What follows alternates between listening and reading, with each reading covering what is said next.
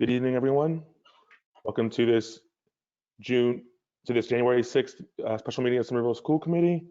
Bienvenidos a todos.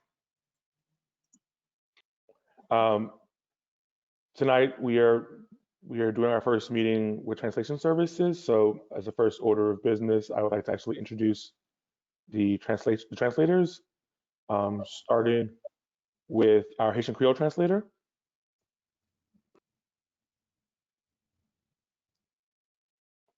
Hello, everyone. My name is Clark Jean-Baptiste. I am going to be the Haitian Creole interpreter, and I will also indicate how to access the Creole version of this meeting.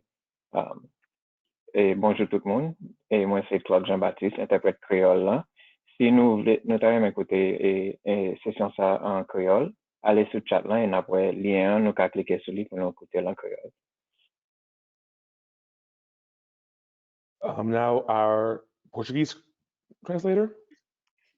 Good evening. My name is Elaine Metzger. I'm going to be the interpreter for Portuguese tonight, and I'm going to be explaining how they can access this channel. Olá, boa noite. Meu nome é Elaine Metzger. Eu sou intérprete de português e vocês podem acessar o link para ouvir essa interpretação em português. O link vai estar disponível para vocês no chat. Thank you. And finally, our Spanish translator. Hello, good night, everyone. I'm Michaela Yang. I'll be the Spanish interpreter tonight, and I will give the instructions on how to join my channel in Spanish. Hola a todos, mi nombre es Michaela Yang y les voy a contar que en el chat está el link para unirse al canal en español. Muchas gracias. Thank you all so very much. As mentioned, we will be throughout the meeting posting the links to those various interpreted Zoom channels in the chat, so please look there. With that, Madam Superintendent, will you call the roll? Certainly, Chair. Dr. Phillips? Here. Ms. Krebshin? Here. President McLaughlin? Here. Mayor Curtatone, are you in yet? Present, but not on my phone. Okay. Mr. Green? Here. Ms. Barish? Here. Ms. Patone? Here. Dr. Ackman? Here. And Ms. Norman? Here. Mr. Chair, all are present, and we have a quorum. Thank you. Given the events happening in real time, we thought it only appropriate to start with some brief remarks from first the mayor, then the superintendent, and myself. So with that, Mayor Curtatone. Thank you, Mr. Chairman, and greet all our colleagues this evening, our guests, and members of the public who are present. I don't know how to express my feelings. I think I'm probably sharing yours as well, of disappointment, sadness, and anger about what's transpiring in our nation's capital and the assault on our democracy. So I think tonight, as I was thinking about tonight's meeting, this is an opportunity for us to illustrate democracy in action. And I can't tell you how grateful I am personally to serve all of you in a community that embraces the tenets of open dialogue and debate, encouraging opposing views in anything we deliberate. So tonight's meeting, probably not the biggest meeting we're ever going to have, but given what's going on today, the fact that we're having this meeting this evening is highly important. It's one of the best ways we can fight against the insurgents of every democratic principles and institutions. So thank you, Mr. Chairman. Thank you. In deference to my sister body in government, President McLaughlin, would you like to say anything?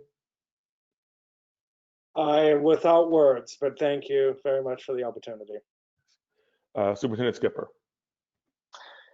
Much like the mayor, today represented just such an incredible threat to our democracy. In a year when we've had so much loss and trauma with our students and with our families, felt like today could have been a day of healing and hope and peaceful transition. And instead, we saw a day of violence and insults and disrespect. I wanted just to reassure our public that, and our families who are listening and our staff, that we're working with school leadership. We had a meeting previous to this meeting. We'll be working with staff in the morning as well to ensure that our students are fully supported.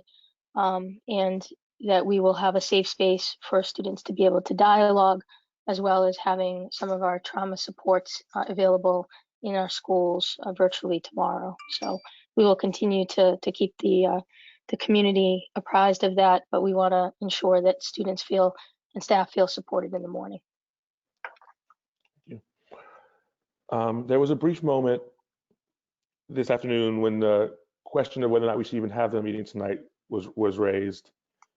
I think, as the mayor said, ultimately the decision was made that the best testament we can have to the importance of vigorous debate, deliberation, and the idea that the way we make decisions as a society is through investigation, through inquiry, through deliberation and debate, not through the use of force and violence, is to continue to do our job by the staff, students, and families of Somerville Public Schools.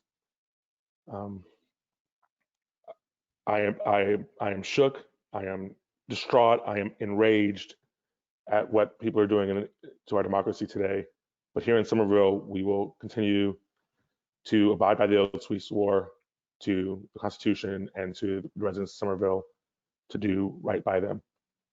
And with that, let's start this meeting. So welcome everyone. My name is Andre Green, and I have the solemn honor of being the chair of the school committee for the year 2021. We're gathered tonight in a special meeting to continue our ongoing discussion on ensuring that a proposed return to in-person learning can provide an acceptable level of safety to our students, our staff, and their families. In the course of negotiating a possible MOU governing the job of a teacher under a partial in-person return, the Somerville Educators Union have repeatedly requested community-based metrics for a return to all remote education. Recognizing this body's lack of public health expertise, it was eventually agreed that not only would school committee debate the issue of metrics for safe in-person learning or for remote learning, that we would invite experts to provide guidance. At our December 21st meeting, the City of Somerville presented on our risk mitigation efforts. As part of keeping school buildings closed, Somerville has invested substantial money in upgrades to HVAC and as robust a testing regime as can be found in the Commonwealth, if not the country. It is our belief that as they begin to come online in February, our schools will be as safe as a school can be for in-person learning. It is the city's contention that our extensive measures makes what happens in schools the relevant marker of safety. Their schools should be safer than the community as a whole. School committee raised questions about measuring the efficacy of our efforts in terms of whether we were properly executing the mitigations and the degree of added safety that they bring relative to it being safe for in-person learning. While we recognize that we cannot eliminate risk at any point, we are committing to doing what we can to provide safe environments for the entire Somerville Public Schools community. Tonight, we are honored to have MGH's Dr. Andrea Ciarinello and Harvard's Dr. Justin Feldman help us explore these questions. I would like to thank Dr. Phillips for her efforts to bring Dr. Ciarinello tonight, and I'd like to thank the Somerville Educators Union for their outreach to Dr. Feldman. Dr. Ciarinello is an infectious disease physician at Massachusetts General Hospital and an associate professor of medicine at Harvard Medical School. Since March, she has been actively involved in the local response to COVID-19 at MGH. This work has involved caring for patients with COVID-19 and developing and implementing testing and treatment protocols, as well as building new research strategies to prevent and treat COVID-19. She's also the editor of the COVID-19 School and Community Resource Library, a compilation of data related to COVID-19 prevention in schools and community groups. Dr. Feldman is a social epidemiologist and an inaugural Health and Human Rights Fellow at the Harvard FXB Center for Health and Human Rights. His work has included research on neighborhood racial and economic segregation, racial and economic inequality and police killings, and multi-level models for casual inference. Since March, he has used that background expertise to raise questions about the equity of COVID responses. Both Dr. Feldman and Dr. Ciarinello have volunteered their time to develop brief presentations, and then school committee members will be able to ask them questions. In the spirit of maximizing opportunity for questions, I ask my colleagues to limit themselves to one follow-up before re-entering the queue and to keep their contextual comments to a minimum. Both doctors have agreed to be available going forward for written follow-up from members. We'll make any questions answered that way available online. Yesterday, the doctors met to share notes and prep for today. By their agreement, we will hear from Dr. Feldman first and then Dr. Ciarinello. Dr. Feldman, you have the floor. Thank you so much, Andre. I'm very happy to be here today. Obviously, difficult day for all sorts of reasons. And before, I do have some slides.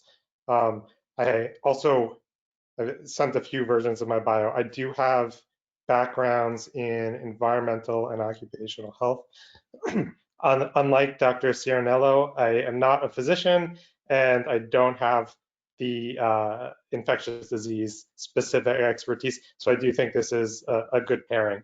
So we can, what I'm just going to do is speak for really just a few minutes, just about a framework of how to think about risk and minimizing risk amid uncertainty. And the background here is, as I'm sure you all know, a very poorly coordinated federal effort to control the COVID-19 pandemic. And part of that has been the federal government not doing all they could do to answer important questions about the risks of schools and the degree to which different measures can decrease those risks. So what's happening is there's a lot of uncertain questions, but still a requirement that's been punted down to the school district level of how to run in-person instruction amid this uncertainty. And so we can change to the first slide, please. So there are potential risks of in-person instruction. One, which is not, by far not the biggest risk, is COVID-19 illness among students. So we know the risk of severe illness is very low among school-age children and teenagers. What we really are more concerned about is illness to staff members and teachers. And we're also concerned about the potential for children who may get infected but either not show symptoms or show mild symptoms. They could bring the disease home and unwittingly infect parents, grandparents, or other adults they come into contact with.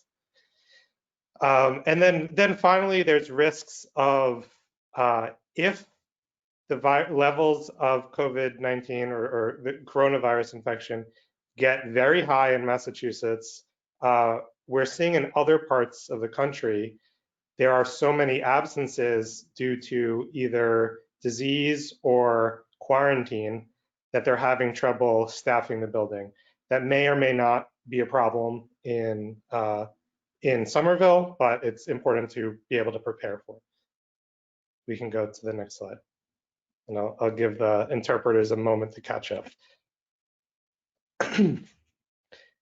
So this is just a graphic that's been going around to explain what we call mitigation measures. So these are different measures designed to decrease the risk of an infected person spreading COVID to others.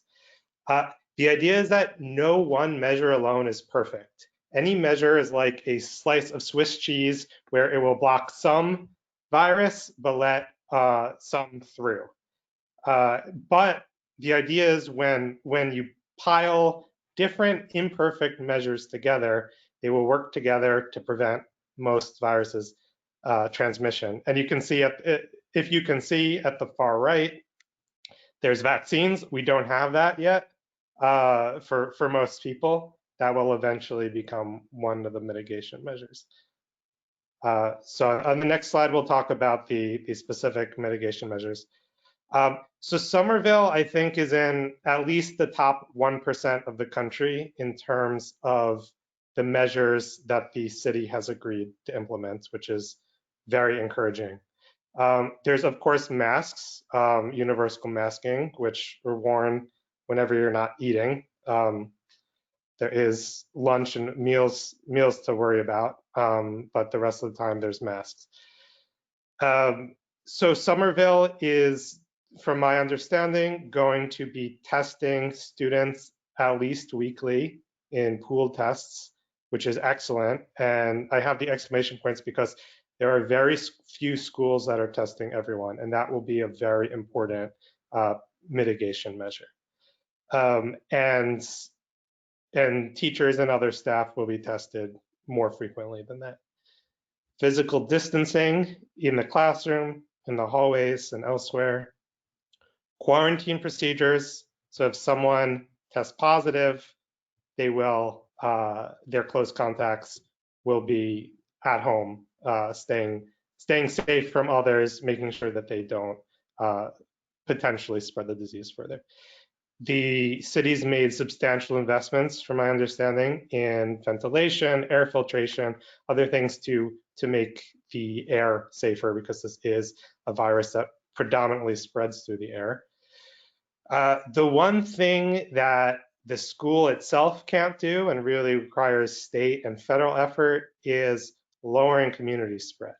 The more community spread, the more students potentially are infected, the more chances the virus has to get through the holes in the Swiss cheese. But again, this is not directly in control. And we can go to the next slide. So unfortunately, we don't have very strong research. We have some research, but it's not very strong yet to tell us just how much these measures will prevent COVID spread. My sense is a lot. There are studies that use simulation, which are based on assumptions, strong assumptions, but show that things like masks and distancing and ventilation can prevent a lot of the spread. But it's hard to put a precise number on it. And then there's a question of, is there spread that's going to happen not in the school, but because the school is open? And we don't have a great answer to this. There's research from before the COVID-19 pandemic showing that school closures make it so that parents and students and workers are more likely to stay home and therefore be safer. That's not true of everyone. And it may not be true during this pandemic. We really don't know. There really hasn't been good research on this. And it depends, are you going to spending time with different households more likely to spend time with different households when the school is closed, or are you more likely to stay home? Again, going to depend on the individual, and we don't have a good answer on this overall question. So we can go to the next slide. So it's going to be hard, and you may be frustrated if you want specific numbers to put out there in terms of thresholds to set and how to know precisely if you're doing well. We're all kind of living in an experiment, and there are some suggestions out there, and they're somewhat arbitrary, and they're, I think, up for negotiation. But just important things to consider. One is there are going to be people, inevitably, students and staff and faculty, who test positive. They're going to be isolated, and their close contacts are going to be quarantined. So it's important to come up with a quarantine policy. There's a few out there suggested by the state of Massachusetts and CDC. So just to choose from one of those and to stick to them. There's a plan for contact tracing, so determining who in the school was infected and who are their close contacts. In addition to that, there should be monitoring to figure out, where did this transmission occur? Is this something was there a transmission that occurred in the school building? And that's an important way to measure progress. Is there probable cases that are transmitting in the school? Why are they happening, and how can they be prevented? And then in public health, we generally talk about that we don't want to emphasize too much individual behavior change without giving people the resources to support their behavior change. And this brings up important issues around racial inequity in particular. We see all across the country laws around masking and social distancing being disproportionately enforced by police, for example, on Black and Latino people. And we just want to be very cautious if there's about preventing these sort of punitive behavioral approaches that end up reproducing social inequalities that we don't want to be reproducing. And we can go to the final slide. And I want to, we can't predict the future, unfortunately. If we look at what's happening in some other states in the US, if we look at what's happening in the United Kingdom, I think we need to prepare for the possibility that the next few months will be quite bad in terms of the pandemic. May not happen, and I hope it doesn't, but we're seeing in many places the trajectory is increasing cases, decreasing healthcare system capacity, healthcare systems being overwhelmed. There is a new COVID variant that was first identified in the United Kingdom that doesn't cause more severe illness, but it seems that it is easier to transmit. And that is a concern. It's already in the United States. It's already been identified in Massachusetts. So it's possible that that will also make the situation worse. So it's important to just think about what, as things potentially get worse, what would trigger a return to fully virtual instruction. And one of those concerns is just about operating the building. How many staff and faculty absences over time make it so that it's either not safe to run the building or you're not fulfilling the educational mission. There's also, as there's more infections, there's going to be more quarantines of classes.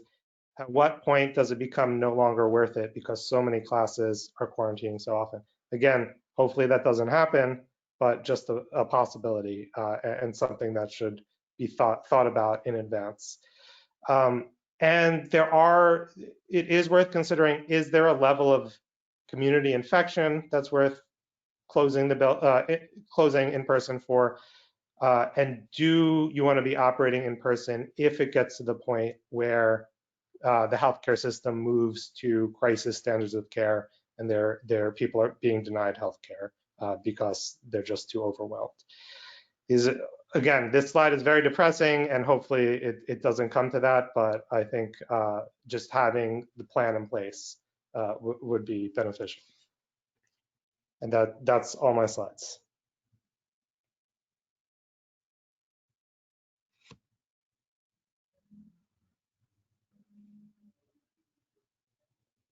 Okay, we can't hear you. Yep, I was muted. Sorry about that. Thank you, Dr. Feldman. Before we continue, I just want to let the audience know that President McLaughlin will be hopping between this meeting and a meeting of the Public Safety Building Committee. And the mayor is also double booked right now for reasons that should be obvious. With that, Dr. Cirinello. Thank you very much. So thank you so much for having me here today. I think that I was asked to kind of give a brief overview of the data that we have to date. And so I don't know if you're able to pull up my slides. Perfect, thank you. So this will be probably about 10 or 15 minutes, but I think it will help to set the stage for the Q&A. And I'll try to keep as close to time as possible. So next slide, please. I always start with thank yous, but I think the key point here is really to talk about the value of having a team. So the data that have been emerging about COVID since March have been just overwhelming in their quantity and certainly leaving a lot to be desired in their quality, as Dr. Feldman mentioned. So it has been extremely helpful to have a team of people looking at the data related to COVID in schools and trying to put together the best evidence. And I'll give you just a brief summary of some of those data in this first section, and then I have a number of other slides if the committee members have specific questions that we can turn to in more detail. So I particularly want to thank the team of the School and Community Resource Library that Mr. Green mentioned, and the link is below. Also the Safer Teachers, Safer Students Collaborative, which is a group of 20 or so public school districts, of which Somerville is a member. And then my school district where my children attend, which is the public schools of Northborough and Southborough, and particularly our superintendent and wellness director who have shared some of our data that I can share with you tonight. And then another group of physicians listed here who have been instrumental throughout the pandemic and provided some slides today. Next slide, please. So in addition to starting with thank yous, I like to start with takeaways.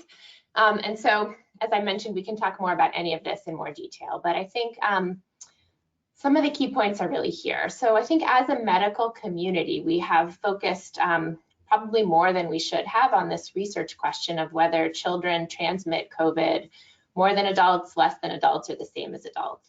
And there are a number of reasons why this is a really difficult question to answer scientifically. I think most of the data that we have come from contact tracing and epidemiologic studies where it's really difficult to identify who had the infection first and who passed it to whom. And so I think, someday that will be an interesting scientific question that we have the answer to, but for now, in thinking about schools, it's really much less relevant of a question than understanding what is the impact of community transmission rates and of the mitigation strategies that Somerville is going to put into place on school safety. And we're starting to have some data about that now. So we have a decent amount of data that's emerged over the course of the fall semester about the risk of in-school transmission.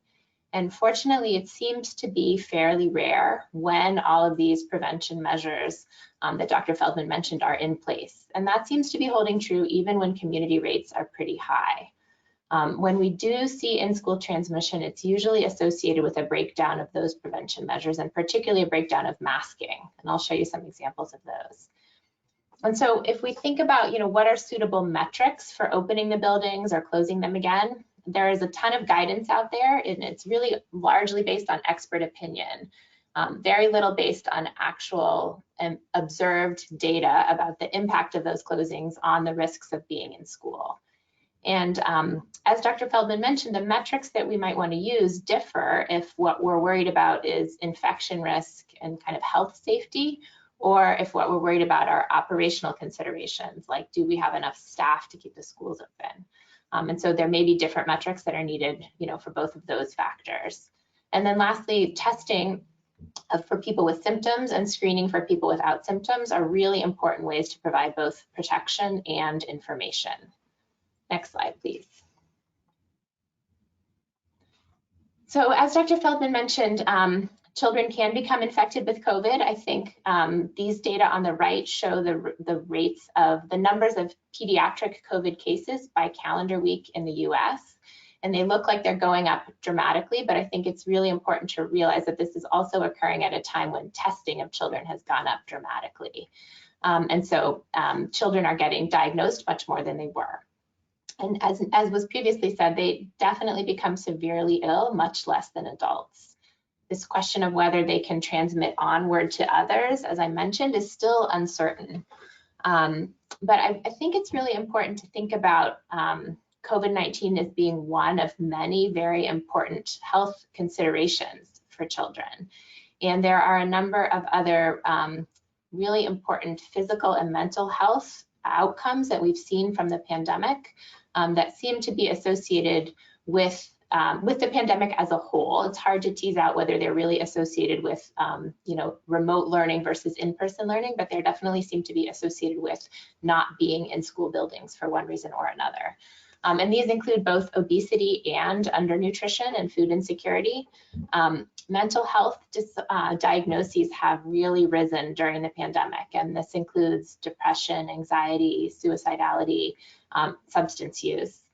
There have been higher rates of physical and emotional abuse as children are in home settings where they're not able to be outside as much and where they're not in schools, which are often the way that these situations are detected and reported.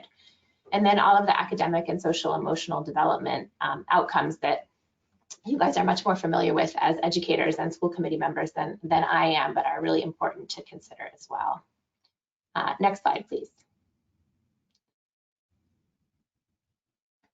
So as Mr. Green mentioned, I'm an infectious disease doc and I take care of adults. And so the patients that I see who are worried about COVID related to schools are really the educators and the staff. And so every time we hear people say that, you know, kids don't get that sick with COVID in general, I think it's obviously really important to remember that they're not the only ones in the building. And I know this group knows that well. But to suggest, some of the data have suggested that about 25 to 50% of educators are either themselves at high risk for complications of COVID if they were to get it, or they live with high-risk household members. And so are teachers at higher risk than other professions? The data are a little bit mixed. So we have data from UK K-12 age schools and from US daycare systems where masking was really variable, that showed that educator risk was overall similar to other professions. And that's the chart that's shown here, sort of all different kinds of teachers and university professors basically not having higher or lower risk than other professions in the UK. On the flip side, there are data from Sweden, again, where there were no masks in the schools, but teachers who were teaching in person had about a 2-fold higher risk of acquiring COVID than teachers who were teaching remotely. So I think keeping teachers safe is a really, really critical consideration. Unfortunately, we have a lot of tools that we can use to do that that work pretty well. Next slide, please. And then equity considerations. Dr. Feldman raised a lot of these too. I think these include both COVID and non-COVID considerations. So we have good data from across the US and from Massachusetts that show that Black, Latinx, and Indigenous communities have higher rates of COVID-19 and higher rates of getting severe illness when they get COVID-19. Their data very clearly suggests that this is also true for children and for educators. We also have national data that suggests that Black and Indigenous students of color often, and other students of color less often, have an option for in-person school than white students. So some of the data are shown on the right here. This is a survey of 667 districts from the beginning of the year, so it may have shifted slightly. But in all of the urban, suburban, rural settings that were looked at, districts that had lower proportions of white students had higher reporting only an online option. At the same time, though, when offered, students of color families may choose an in-person school less often than white families. And so there are obviously a lot of factors involved in those decisions, sort of a balance between the challenges and benefits of remote school versus the challenges and benefits of in-person school. And the way that I've been thinking about it from an infectious disease standpoint is really that as much as we can reduce the risk of people getting COVID in schools, we can take at least that part out of this important and complicated equation so that the decision can be made by families based on what's best for them, focusing on all the other factors, but at least feeling safer from a COVID standpoint if they were to be in in-person schools. Next slide, please. So how will we know when it's safe? I know there's a lot of interest in developing a kind of a metric that we could use. And I think there are really two questions, and Dr. Feldman raised these too. And the first one is really, are we putting adults and students at greater risk of COVID by bringing them into the building compared to their risk if they were not in the building? So this raises a lot of questions about, what would they be doing if they weren't in in-person school? But we have felt comfortable that we just really want to make sure we're not putting people at any added risk by bringing them into the school buildings. And then the second question is, can we continue to operate our schools without excessive disruptions? Next slide, please. So the first one is a question about health risks that I can definitely share some data around. The second is a question that's much more operational and educational, and so I think better deferred to others on this group. But there are just decisions that have to be considered about what is the value of an in-person model that gets interrupted a lot compared to a model that was always remote and stays remote. There are just a lot of examples now of successful approaches. So for example, in our district, they hired a group of what they call in-building subs who just come to work every day and get assigned wherever there's a need so that there's not a scramble in the early morning to find substitute teachers. And I'm sure there are a lot of really creative solutions like that around that, that you're aware of, but I think those can be at least partly addressed with strategies like that. Next slide, please.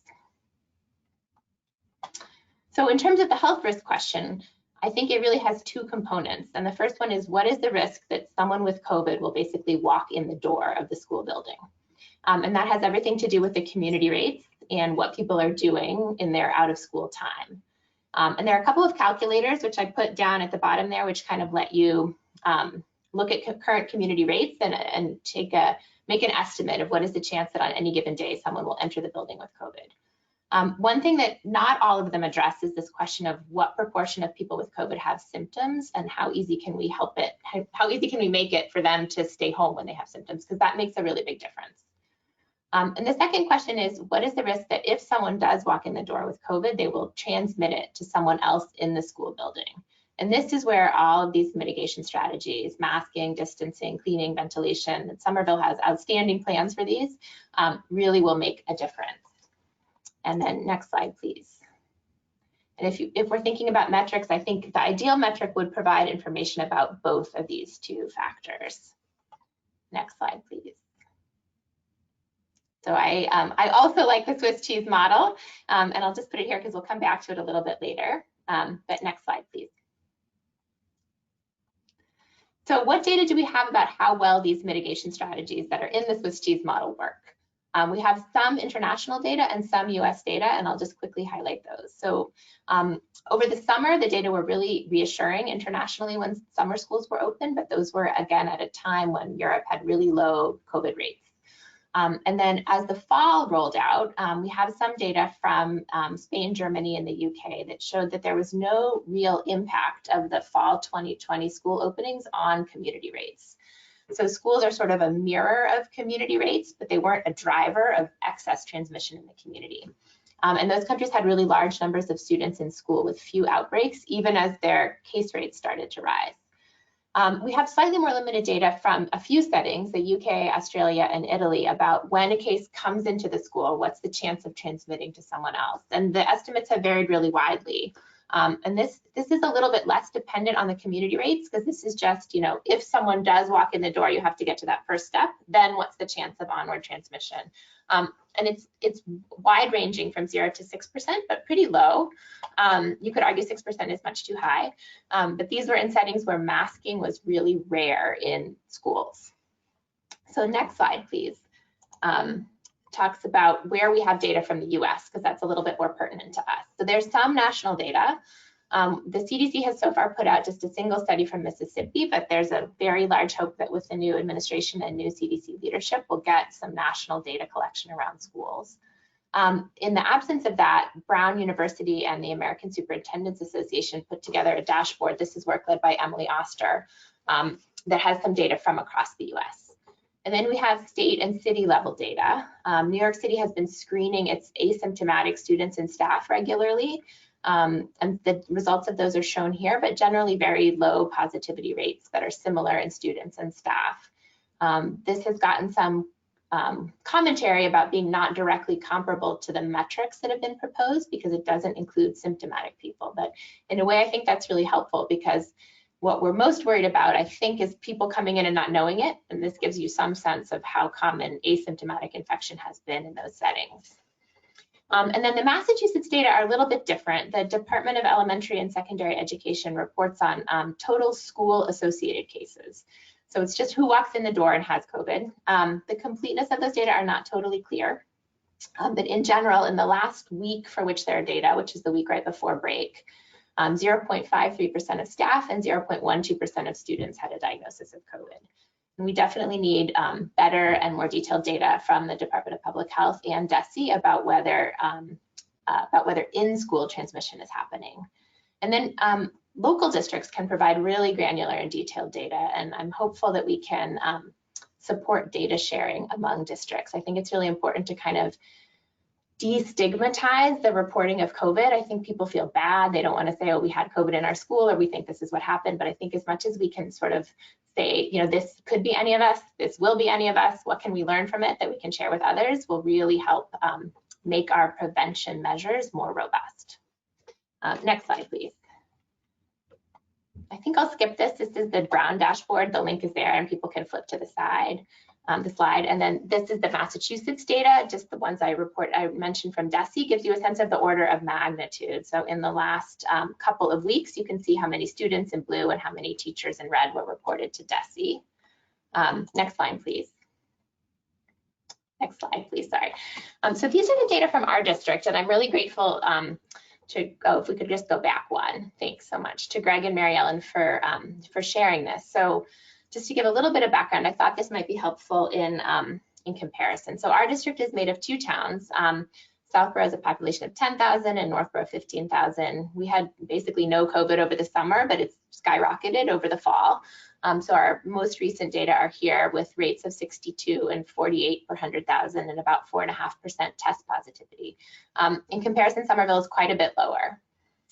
We have 10 schools with 4,100 students and 800 educators and staff. We had a phased-in hybrid model that started in September and October, so first elementary and then middle and then high school.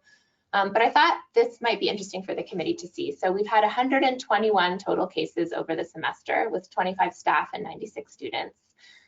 In each case, we identified each of their in-school contacts. So this is a lot of contact tracing work for our nursing staff. All of them were quarantined for 14 days. Almost all of them were tested. We had a couple people who refused testing, but we only had 2 positive cases among those contacts. And so we deemed those 2 possible in-school transmissions. Both actually had outside contacts also, but we wanted to be very cautious and do a deep dive and figure out, what could have happened that might have been an in-school transmission. And I think they were helpful in terms of learning. So one was a PE class where middle school students had sort of shared exercise stations. So they were masked, but they were like exercising close together, less than 6 feet apart when they were breathing hard in their masks. And then they had probably way more water breaks in a short PE period than they needed, during which they took off their mask and were like 6 feet and 1 inch apart. So a lot of lessons were learned there in terms of spreading out to use the full gym, in terms of not having small groups that congregate together, in terms of minimizing water breaks or having them far apart and outside.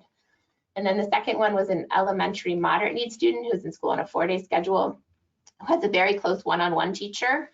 And in retrospect, that student had probably not been acting like themselves for a couple of days and was having some difficulty with adhering to the mask. So maybe not feeling well, even though they didn't have a symptom that sort of met a COVID symptom criteria.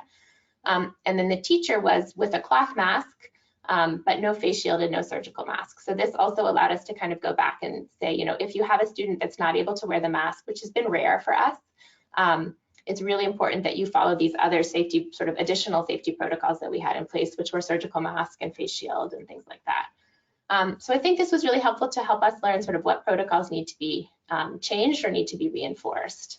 And then the last element of this, I think, is just trying to make these data as public as possible in a de-identified way. So our district developed this dashboard. It's not the slickest or fanciest out there, but I think the key point is that it's there. And I think Somerville has plans for a really nice dashboard as well. So I think that's a huge part of helping people understand what's going on and feeling like they're being made aware of what's going on in the schools. Next slide, please.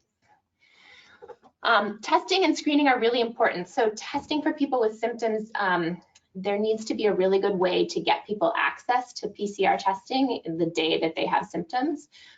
This obviously, if they're positive, allows you to isolate them quickly, allows you to find their contacts quickly, but most of the tests will actually be negative. Most people with symptoms on that list do not have COVID. And this not only gets people back to work and school sooner, but I really think makes it easier for people to report their symptoms. So if you wake up with a sore throat and you can get tested today, results back tomorrow, back to school the day after, I would personally probably be much more likely to really think I had a sore throat than if I knew it was going to be, 3 days to see my doctor and 5 days to get the test results back. I might just think my throat doesn't hurt that much. And so I think it's really helpful to sort of help people adhere to the protocols. And then screening for people without symptoms, maybe we could turn to the next slide. Is yet just another layer of protection. So sort of thinking about the Swiss cheese model is just one more barrier, even at the outset, so that this little virion maybe won't even make it through to get to all of these other holes it could slip through. It's been really widely implemented in colleges and universities, and actually a large number of private schools in Massachusetts as well. There's some simulation models, like Dr. Feldman mentioned, that suggest that that weekly screening might allow schools to operate with 5-day full-time in-person education at the same infection risk as a 2-day hybrid model. And this is all the more true when community rates are high. And so Somerville is part, as we are, of this Massachusetts Safer Teachers, Safer Students Collaborative, which has been working hard to figure out what are the implementation barriers and how can they be addressed, and how can we collectively advocate for lower prices for screening tests. So my last slide is this, one more slide, please. Just kind of a checklist of things that that the data have shown and that we have found anecdotally to be really helpful in terms of safer school opening. So the first and foremost is all of the mitigation strategies, especially masking. Second, I think, is as Somerville, I know, has developed like a medical or public health advisory team. It's really hard to do this with just a couple of people, and really helpful to have, you know, a large group that you can bounce ideas off of, who can stay abreast of the data. Clear protocols for dealing with isolation and quarantine, as Dr. Feldman mentioned. System-based, again, as Dr. Feldman said, like not making it up to individual behaviors, but really what can we do as a system to make it easier for people to stay home when they're sick. I didn't share these data, but most of the transmissions that have been reported in school settings have been staff to staff and have been associated with break rooms or lunch. And so making sure that people can have a place to eat and drink where they're distanced from their colleagues and they know that they have to do this, and they're taking their masks off in a safe space. And then, like we mentioned with the dashboard, just having a transparent process for sharing outcomes of the school opening for parents, students, educators, and staff, and the larger community, I think is really helpful. So I'll stop there, and thanks very much. Happy to answer questions. Thank you so much, Dr. Cirinello. I am now going to turn to my colleagues who have questions, starting with Dr. Phillips.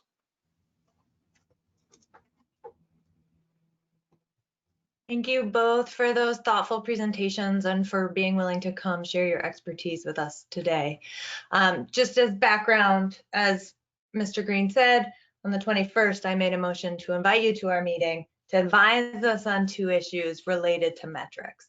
And I did this because I really want us to be able to clearly state to all members of our community that this is how we know our schools are safe. And honestly, I think I, for one, need some more information before I can do that. So with that in mind, my question is for Dr. Cirinello. As you know, we plan to collect data on a lot of different metrics: community metrics, in-school metrics, process metrics, outcome metrics. If you had to pick just a couple that you felt would be the clearest indication that our mitigation measures are working, that there's little risk of getting infected in our schools, what would you choose? I think for me, the most valuable metric is what proportion of contacts are tested and what proportion of those are testing positive. So hopefully almost 100% of contacts will be tested, and hopefully almost 0 of them will test positive. You know, whether it's actually 0, like where our sort of 2 possible in-school transmissions a failure, in my mind, they meant that we didn't do something right and we needed to fix that. But I think they don't have to mean that you have to transition the whole school to remote. So, you know, I would suggest in those cases where a contact tests positive, it seems reasonable to propose a protocol that includes something like, we're going to go remote for a few days. We're going to figure out what happened. We're going to test all the contacts. We're going to have time. We're going to go remote so we have enough time to do all our contact tracing. And then if we find that there was something we could remediate, we'll do that. And once it's addressed, we could feel comfortable bringing people back. If we can't figure out what happened, maybe we need a longer pause, you know, just to make sure we're not missing anything. But I think those are the most important ones for me. It's been really hard to find like a community level of incidence that means anything. You know, people talk about a combination of community incidents, like case rate per 100,000, and test positivity. And I think the reason to combine those is because the test positivity gives you a sense of how many people you're missing. Like if your test positivity is really high, you're not testing enough. And the community incidence gives you a measure of, well, of the people that are getting tested, you know, how bad is it? And it's not clear exactly how to combine those mathematically. I'm curious what Dr. Feldman thinks. But I think those are helpful to have in the background. I think those, you can still operate schools without in-school transmission, even when those numbers are high. Thank you. And just a follow-up, right? Because I can ask follow-up. So if you were looking at those 2 metrics that seem most important to you, right, the proportion of contacts that are tested, and of those contacts, the proportion that are testing positive, as an infectious disease doctor, what numbers would be concerning to you? I think that a proportion of contacts getting tested should be really close to 100. I mean, you should try really hard to encourage people to be tested. I think one of the benefits of a screening program that you're putting into place is that it's going to make all of this other testing easier too. So people will know that they're going to get tested. They'll be more likely to report symptoms because they know they're going to get tested anyways. There's some anecdotal data, not very good quality data, to suggest that people, when they're part of a screening program, do a lot of things to reduce their risk because they don't want to be that one person that gets found to be positive asymptomatically. So I think there's a lot of benefits there. But you know, what the number should be of the contacts who test, how many are testing positive, I think if you're getting a lot and you can't figure out why, that to me would be a reason to really put a pause on things. But if you have a couple isolated cases where you can identify something that broke down and address it, then I feel like that would be safe to continue in-person learning for others. Thank you Thank so much. So I do want to address that Dr. Cianello did actually ask for Dr. Feldman's opinion. Do you have anything you want to add before I go to Dr. Twitchell? Oh yeah, no, I agree with all of that. I do think it's hard to get. I know Cambridge schools have used some kind of combined measure of various community metrics, some of which included sewage, levels of SARS-CoV-2 in sewage. There is the more cases you have in the school, even if they're not transmitted in the school, the more opportunity there is to spread. So I would think about that. I would think about how many cases are in the school, and of those, how many go on to transmit within the school. So I think it's important to keep both of those in mind. There's more cases in the school, more opportunity, and hopefully all of those are getting prevented. And if there's very few that do transmit, as Dr. Cianello said, you can understand and prevent that. Thank you. Ms. Patel. Thank you, through you, Chair Norman. And this is probably to either of you. You know, we have members of our community that are really seeking predetermined metrics, and not only metrics, but thresholds. And to me, a threshold means it's a switch that flips. At some point, we say, no, we can't be in here. We decide that the risks are too high. I really want to respond to that, and I really want to give that full light and figure out if we can do that. However, you know, the CDC, the Project Zero research, our neighbors in Cambridge just decided, Dr. Feldman referenced the 3 metrics that they were using, and they just decided last night to say that they're now informative, not definitive anymore. So, you know, and to focus more on infectious control and what's actually going on in our schools. So I just wanted to know your thoughts on that. Like I said, as a school committee member, I'm trying to respond to my community, my educators, my families, but at the same time, all the research and science seems to say, yes, we should consider community metrics, but the idea of a threshold that's a switch maybe is not advisable, and that we should really focus on what's going on in our schools. You first. Sure. I really agree with that. I think it's just really hard to sort of define a number above which you're going to change the plan for in-person versus remote schooling. It's a little bit uncomfortable because I think at least I have felt like I wanted to be sure that people knew that we were kind of sticking to what we said we were going to do. And it's hard to do that without a number, but I just don't think there's a number that has scientific basis. You know, Dr. Feldman, what do you think? I agree. There's not a particular number that you can confidently refer to as acting as a switch. In public health, we do often take risks that are continuous and set an arbitrary cutoff. I'm thinking about childhood lead poisoning, for instance. There's no safe level of blood lead, but we as a country have decided if you test above 2.5 micrograms per deciliter of blood, you're considered having lead poisoning, there's going to be an intervention. So that there is a precedent for that. I think it conceptually makes sense. And it's really just going to be a question of what the different stakeholders here decide. And I don't think it's absurd to set a switch, but at the same time, I can't say this is the level it should be. Thank you. Ms. Norman and Dr. Ackman. Thank you, and thank you all for coming. It is very helpful. What we know about COVID is that the knowledge and the virus keeps changing, and so we appreciate the deep dive today and realize that excuse me, Dylan, be quiet. Sorry, Dylan. Thank you. Sorry about that. We are all very home and on top of each other here, and we are trying to keep our sense of humor. So with that, I think the transparency and the building of trust is an incredibly important element in this, both trust amongst families, amongst our educators, our community members. And so unfortunately, there's something funky with my cursor. I can't see if the list of all of the responses, the mitigation measures that the city has put into place, it's like 4 or 5 pages, whether that's available to the public here as a handout. I think it's helpful, but I also I had a question, I don't know if it's to the superintendent or to someone in City Hall.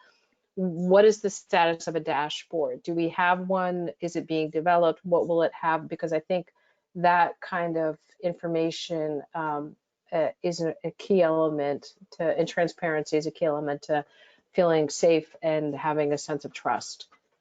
All right. So we have Mr. Omar Bukili of the city here to answer questions about the city's place. I do want to say to your question about the handouts that yes, the overview of our protocols and mitigation is available as a handout, as are Dr. Cianello and Dr. Feldman's bios and their slideshows. Oh, I guess we'll get the answer from Ms. Stelgis. Thank you. Hi, my name is Kristen Stelgis. I'm the COVID planning chief and our Somerset director for the city. There is an initial COVID dashboard that's up for the schools. And we also have a more robust dashboard on the city side. And the idea is that all of the indicators that you see on that handout are going to be publicly available on the city's dashboard. Now, of course, until school is open, we won't have the data for the in-school metrics, but we are in the process of building that out. And there are many reasons to make that data publicly available, but one of the reasons for us is that we want to make sure that the school opening advisory group and the public have the same information so that they can see, so that we can have a conversation all using the same data. Thank you, Mr. Stelgis. Dr. Ackman. Thank you, Chair Green. I am curious if our experts, in any given day, there is risk. And in any given academic year, as a former teacher, I know how sick I used to get. And so, I know those with pre-existing conditions are at heightened risk of, severe illness from COVID. But I'm curious if there is any data in a normal academic year. Do teachers, are there teachers who ever get severely ill? Are there children who get severely ill? Do we have data on that sort of, what is, I guess, the risk of going back during COVID compare with just, the illnesses that travel throughout schools? Because as we all know, they're real. I will take whoever wants to tackle that one first with a standard answer that I don't know, but we'll get back to as a final answer. I think maybe the more comparable data would be from flu, kind of in a normal flu year. And I actually don't know the numbers, but I can find them for you in terms of sort of what would be the expected number of cases in children and in educators and how many people would be severely ill. I would appreciate that. Yeah. I don't know, Dr. Feldman, do you have a sense? Yeah, I don't have anything to add to that. I will say that the major differences are thinking about, one, healthcare capacity is a problem this year in a way that it's normally not. And two, in cases like the flu, you have some level of herd immunity where without the vaccine right now, we have to be thinking about transmitting to a broader population and people who are unprotected. But yeah, I don't have particular numbers. Thank you. Ms. Krepchen. Thank you. Through the chair to either of our experts. You just mentioned, Dr. Feldman, the fact that healthcare is overrun, and you both mentioned in your presentations a sort of possible metrics looking at capacity in our local hospitals. So I was just wondering if you could speak to what kind of number would you, if you were going to pick that as a possible threshold, what would that number be? At, you know, a certain percentage of ICU beds available? I don't know, what might it look like to you?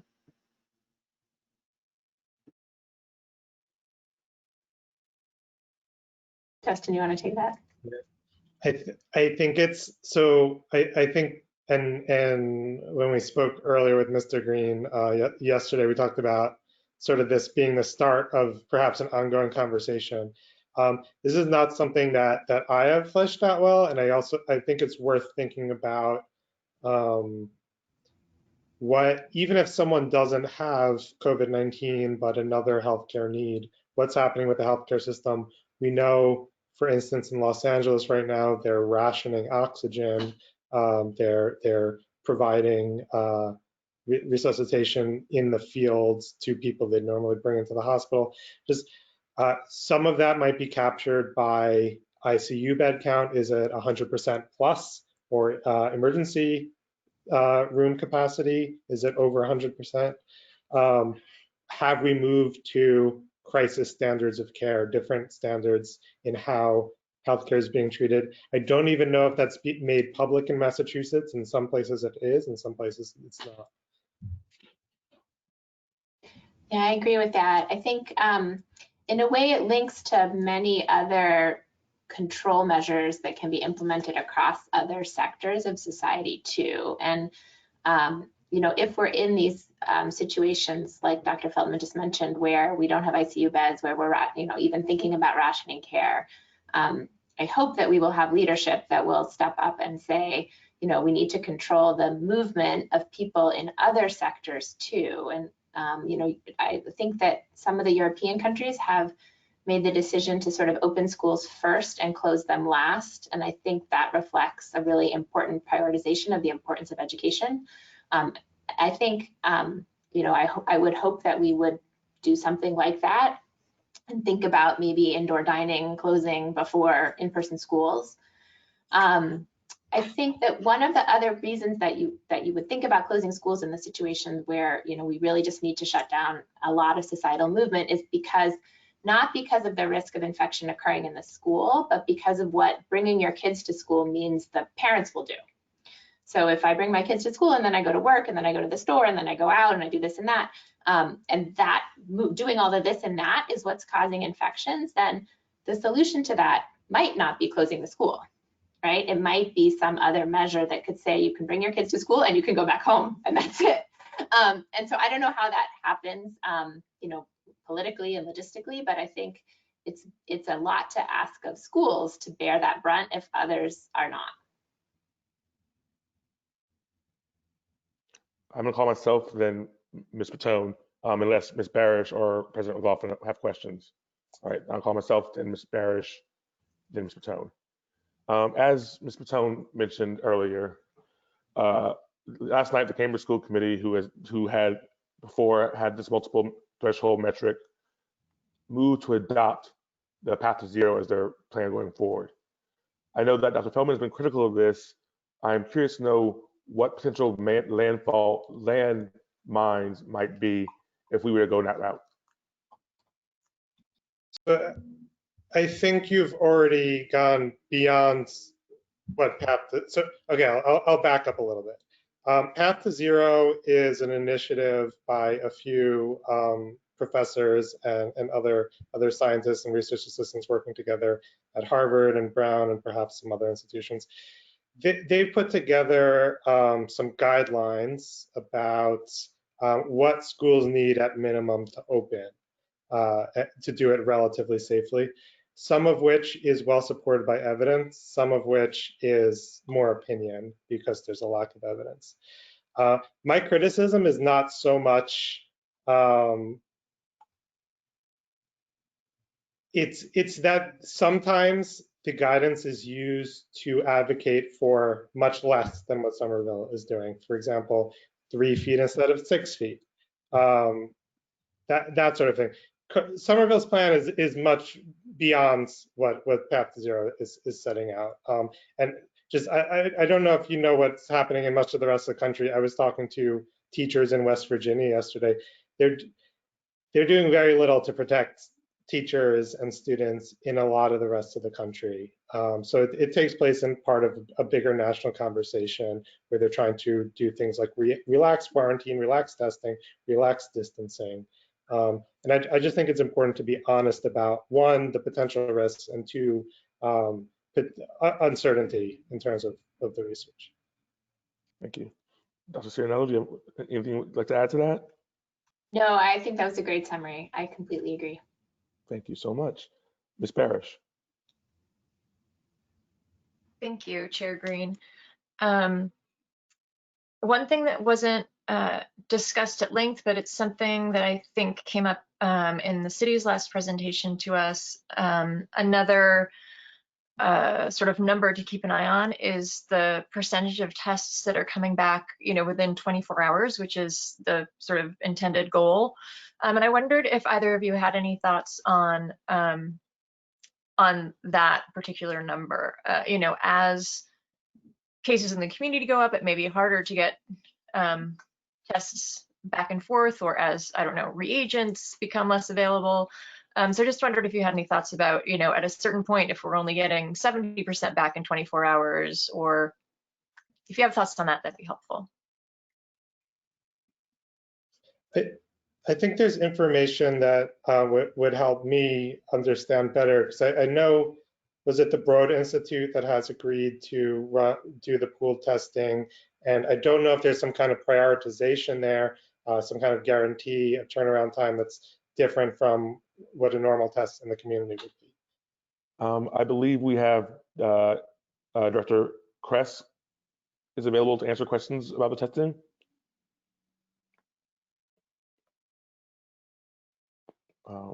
I can talk a little bit about that too if he's not able to join.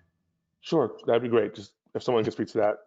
Yeah, I think so. I think it depends a little bit about whether you're talking. Oh, you're here now, Dr. Kress. Do you want to answer?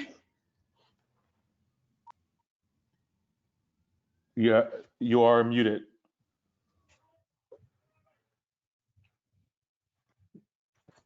Can you hear me now? Yes. Okay. My computer has been acting funny lately. I think we're overworking them at times. Thank you for the opportunity to be here today. We are doing the testing that is occurring in the schools. We have a wonderful partnership with Tufts University that will be using the Broad Institute testing within that. We've already started our screening.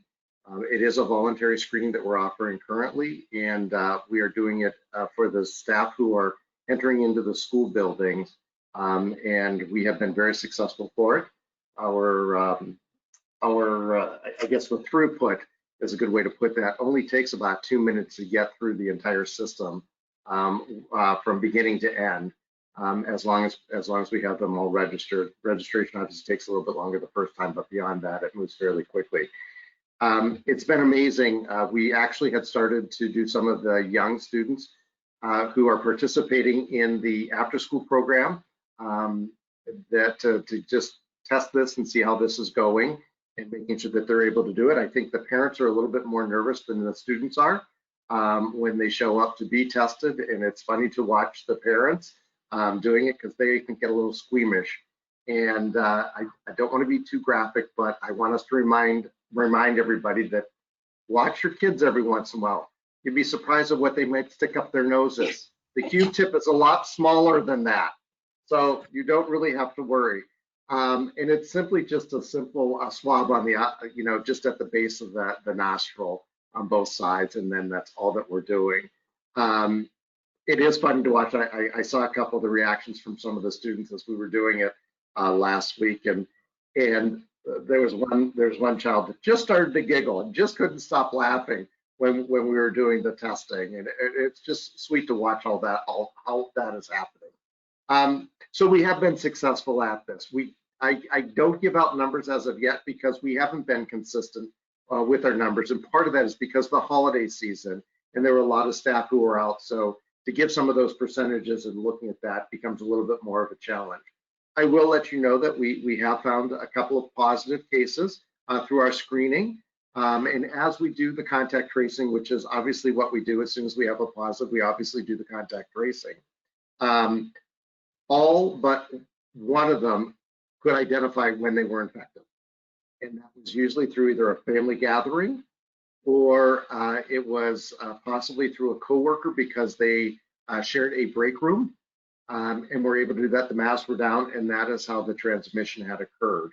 Other than that, it might have been a familial type of a setting where many of them were infected. We've had no students that have tested positive as of yet. Thank you. And I can just comment on the turnaround time. I think maybe Dr. Kretz, you want to do that as well, but the Broad is really fast. And even when they're really busy, there's the longest turnaround time we've ever had from them was like slightly over 24 hours. So I think you'll get really quick turnaround time. I think the distinction about whether 24 hours is a threshold that you should add as a metric depends a little bit about whether you're talking about testing symptomatic people or testing asymptomatic people through this screening program. I think if you're testing symptomatic people and it's taking a really long time to get tests back, then it's difficult to ask them to isolate for all that time, but we have to.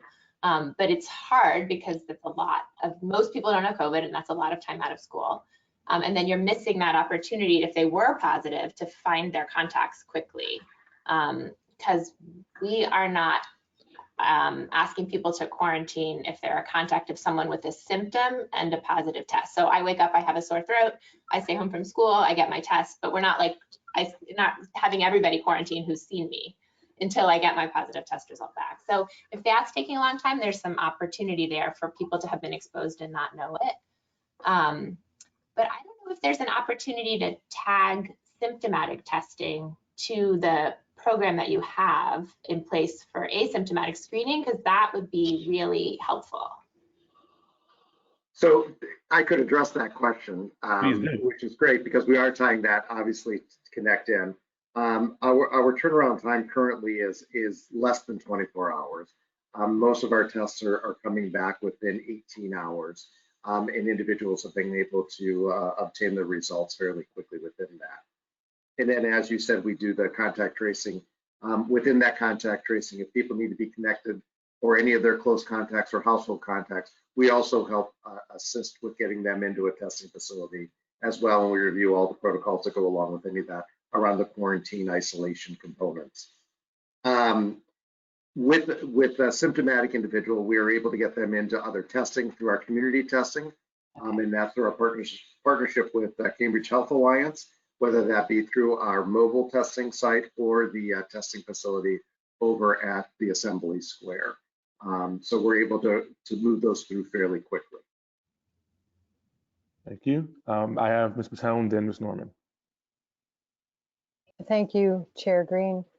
Through you to our panelists, I very much appreciated seeing the national data and some of the Commonwealth data, and specifically the data from the school district that you're in. And one of the challenges I've had with looking at this information, and as well as looking at CDC models and anything I can get my hands on, is none of these models really include the type of surveillance testing that our district is proposing. And I'm not going to claim that surveillance testing is a panacea for all problems and it's going to eliminate all our risks, but I can imagine that it really is going to give us a lot more risk mitigation. So there's two components to this question. One, thoughts about the public health impacts on offering this type of testing for students and staff, the impact, positive, hopefully, impact on our community. You know, we have families and communities that may not be accessing testing right now. And through this program that the city has put together, we're going to have some of our most vulnerable families have access to testing. And so what could be the public health impact of that? The second question is associated with maybe not today, but moving forward with this model that we've created.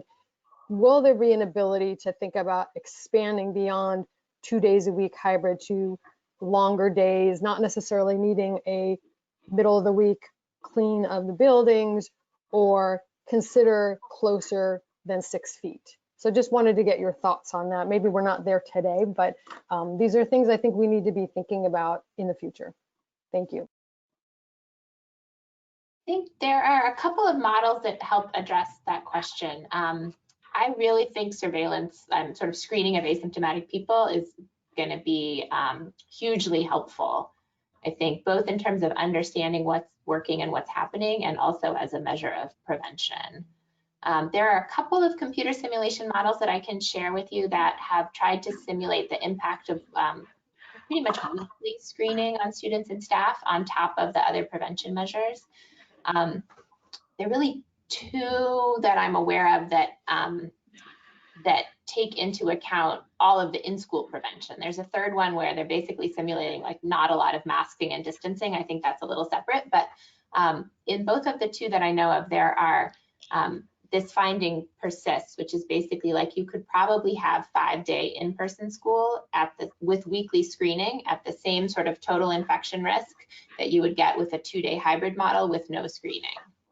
And so, you know, is that good enough? That's a question to be decided. But it definitely gives you a sense of the impact of the screening, you know, conditional upon all the assumptions that go into these models, as Dr. Feldman mentioned, and there are certainly a lot of them. Those models also suggest that the type of hybrid model you pick doesn't really matter. So if you do Monday, Tuesday, and Thursday, Friday, or you do a week on, a week off, or you do Monday, Wednesday, Thursday, Friday, whatever it is, it's sort of 2 days a week is 2 days a week, or half time in school is half time in school. So I thought that was a helpful finding too. Thank you. Oh yeah, I don't have that much to add, except just in thinking about how risk is a continuum, and where, you know, when you go, say, from 6 feet to 3 feet, or from 2 days to 5 days, you're increasing risk to a quantity that's not fully known. And it's just, I mean, I think the plan that's in place or proposed for right now is a good way to kind of see what happens and collect data. And I really hope that by the fall, there's widespread vaccination and very low levels, and we can go back to something more normal. I think one of the risks that's also hard to quantify, or one of the benefits, is sort of what is the educational and health benefit to students of being in school 4 or 5 days a week as opposed to 2 days a week? Like, is it just having some touch with the school at all? That is 2 days a week get you most of the way there? And I haven't seen anything on that. I'm not sure that there are any studies that can or have addressed that. And as educators, I think the members of your community will know that far better than I will. But that's it, to mention that it is, as Dr. Feldman said, a continuum of risk that's kind of uncertain, but that COVID is not the only risk. Ms. Norman. Thank you. As Dr. Feldman said, that Somerville is doing much more than the path to zero, or the surveillance testing, the ventilation, infiltration, all of those things combined. So, and I want to thank all of the many people across the city who have put efforts towards that. But my question about the path to zero is, they talk about the 3 feet going down to 3 feet, and I would ask if both of you could speak to that. What is known, not known, gut feelings if we don't have it, because that would be a change from what we are proposing, and I'm not sure about that. So I would love to get both of your expert opinions on that. Justin, do you want to talk about that? I have a little to add. Yeah, just from what I understand, even 6 feet is somewhat arbitrary. There is some both epidemiologic research and research just looking at sort of the physics of particle transmission and how masks work at different distances. The path to zero, from what I understand, the path to zero justification for the 3-foot distance is based on sort of an older study of a different respiratory virus at a lower level of community spread. I would say you're assuming a higher level of risk with 3 feet versus 6 feet. I can't tell you exactly how much risk. Yeah, it's been this has been a huge sticking point for many districts because many districts are able to get all their kids back at 3 feet, but not at 6 feet. And you know, the DESI guidelines also say 3 feet is sufficient. And so we have been looking hard for these data and have not really been able to find good data. So there's nothing published that I've seen. The Brown dashboard has 3 feet or nothing. Like there's no 3 feet versus 6 feet comparison. We're trying to work with DESI and DPH to see if we can collect those data from Massachusetts. I don't know if we'll be able to find those data. I don't actually know how many districts are at 3 feet and not at 6 feet. We've heard a lot of anecdotal data from the parochial schools and from a number of private schools who are all at 3 feet and you know, have not heard of a lot of transmission. So that would be another potential source of data that I think could be really helpful. The 6-foot recommendation is really arbitrary, as Dr. Feldman said, and it came from particle velocity and travel estimates, mostly without masks. All of the European and Australian schools and the UK schools are at 3 feet. So there's sort of precedent there, but no data on 3 feet versus 6 feet, especially in the context of masking. Great. Ms. Barish. Thank you. And I don't think neither of you really talked about this, so I don't want to put a lot of pressure on, and maybe it's something that, that Doug Kress could speak to as well. I'm thinking about some of the first priority students that we would like to bring back in person. The plan is to have them in school, I think 4 days a week. And I think that, you know, one reason was to do deep cleaning on Wednesdays. And I'm wondering if, since it's going to be the same students in the building and the same teachers in the building all 4 days, is that deep cleaning on Wednesday a necessary step? And maybe I'm wondering, based on what we just heard about testing and what I've been reminded about testing, I wonder if that day with no one in the building is advantageous from a testing return time and contact tracing standpoint. If you folks could talk about the sort of Monday, Tuesday, Thursday, Friday schedule for those populations, that'd be helpful. I saw nods and you know, thoughts. So whoever wants to go first? I think you're probably better equipped, Dr. Cianella, to answer that. Yeah, so I think this sort of, some people have called it like the myth of deep cleaning. I'm not sure that it gets you much more to do deep cleaning than to do cleaning.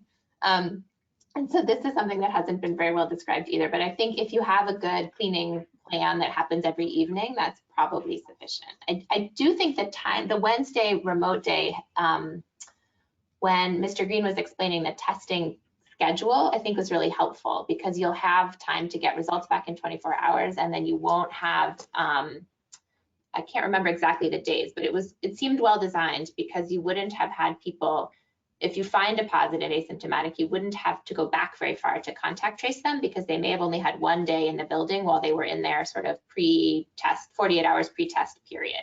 So from an operational standpoint, it's probably more helpful than from an infection prevention standpoint. Mr. Kress, are you going to give the 5-minute summary of our testing schedule? I certainly can, but I would agree. I think what was said is accurate. I think that's one of the reasons when we're looking at this and having that Wednesday as the free day.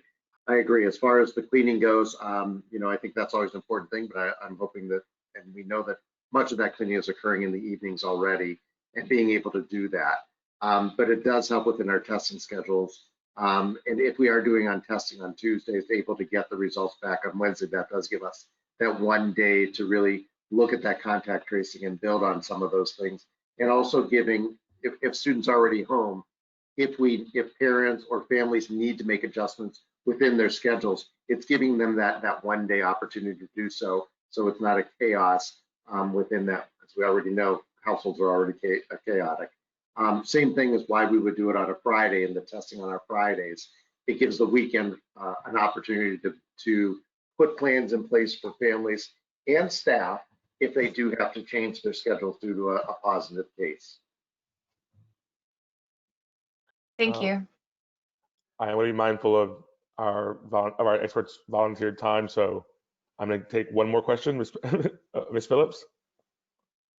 Thank you, Chair.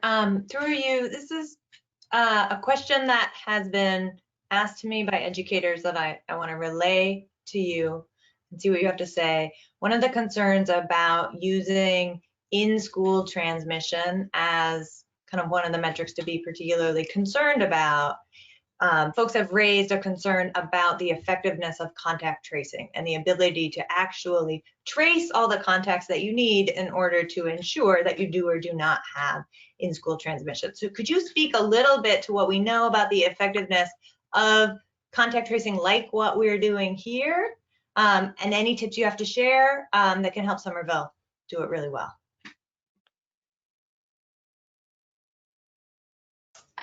Yeah, that's a great point. And I think that number isn't very reliable if you're not really finding and testing the right contacts.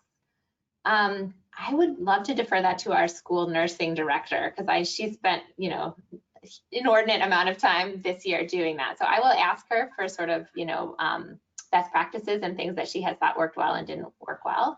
I know they've really tried hard. So we defined at the beginning of the year what we would call a contact. And so it's, per CDC and per DESI, it's sort of within 6 feet for cumulative 15 minutes. That changed. It used to be sort of, you had to be 15 minutes all at once.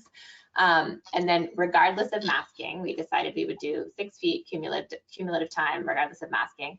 And then for the elementary schools, a lot of schools, including ours, have decided that we would call the entire classroom a contact. Just thinking that especially the younger kids, it's hard to know where they sat, what they did, if they moved around, if they touched each other.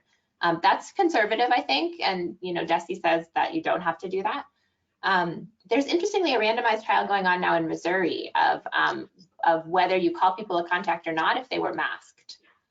So I think that will be really interesting. Hopefully we'll have some data from that. But I think deciding what your definition of a contact is, and then I'll ask about sort of implementation issues, how that can be done. I know it's been done at the individual school level in our district, that school nurse will call the person, find out who they talked to all the teachers, find out who they chatted with in the hall, where they sat, etc. But it takes a lot of time. Thank you. I can probably add just a couple of things, because with the contact tracing that we're doing here is we are actually we had rethought how we were doing contact tracing, because I think many people have heard some of the challenges that we were facing when we were first starting contact tracing and tried to really identify it. And I think one of the challenges that we're going to face now is that people are much more mobile. When the pandemic first started and we were doing our contact tracing, people were much more compliant with staying at home. We had the stay-at-home orders, even though it's still in place. People were not out and about quite as much. So we have to think about reminding people to pull out their daily books or their schedules, look at their phones, who are they talking to, where they maybe have been. But some of the other simple things that we did here in Somerville and changed the language that we use is we didn't ask, well, who do you share your house with? Or who do you live with? Who's in your household? Because that can differ depending upon how you're really looking at that. So we really ask the question, who do you share your kitchen with? And who do you share your bathroom with? Really to look at some of those potential locations, and then asking questions beyond that. So rethinking how we talk about the household itself, knowing that it may, in Somerville, we have the multi-generational families. We also have double up and triple up of certain units and things like that that we're very much aware of. And we have to take that into consideration when we're doing our contact tracing. In Somerville, we have a protocol in place, we have a plan in place, and we'll be working with our school nurses. In part, the reason that you want to use the school nurses, and we have an amazing team of them, is that they know their families. They know the families, and they know how and where those families are connected in different places within there. So I think that's an important piece that we always have to keep in mind when we're talking about doing some of the contact tracing as well. You know, it's backwards, but it's also forward thinking when you're doing much of this contact tracing, and able to really think about the language people are using, and also how long somebody may have been positive. I think one of the positive things that we're doing because of the screening mechanism, it gives you less time between testing, so your chances and opportunities and thinking back do not have to be quite as difficult. And I think one of the other things I think it was Dr. Feldman mentioned was the idea is that when you do the screenings, we are finding people are a little bit more cognizant of what they are doing with their behaviors outside of just the area. So I think masking and being a little bit more conscious about their 6 foot distancing, knowing where their space is really helpful as well. Thank you. Again, I want to be mindful that both Dr. Feldman and Dr. Cirinello volunteered to be here tonight. So I waited 7:30. So I figure unless there's something that absolutely has to get asked or we can't live without knowing, if members have further questions, we will send them in writing, and we'll again make those answers available publicly. I want to thank Dr. Cirinello. I want to thank Dr. Feldman. This has been incredibly helpful. I want to thank our translators for their work. I want to thank our staff for all of their work. I want to thank my members. And if there's hearing no objection, this meeting of the Somerville School Committee is adjourned. Have a good night as you can, people. Thank you. Thanks Thanks for having us. We're happy to answer more questions. Good night. Yeah. Thank you, everyone. Take care. Take care.